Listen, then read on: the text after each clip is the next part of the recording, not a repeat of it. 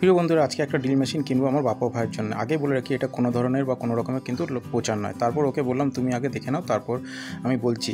তো প্রথমে দেখে নিল। প্রথমে ড্রিলটাতে আছে 20 mm 800 ওয়াট এবং 850 RPM, এবং দ্বিতীয় মেশিনটাতে আছে 26 mm 1200 ওয়াট এবং 1300 RPM, এবং 3টে ফলা এবং একটা চিনি ও একটা ব্যানা, যেটা কিনা ড্রিল মেশিনে লাগিয়ে ব্যবহার করবে, এবং দামের ডিফারেন্সও 400। ওকে বললাম এতদিন 850 ওয়াটের ড্রিল মেশিন চালিয়ে এবার 1200 ওয়াটের ড্রিল মেশিন চালিয়ে দেখো, আশা করি ভালো লাগবে।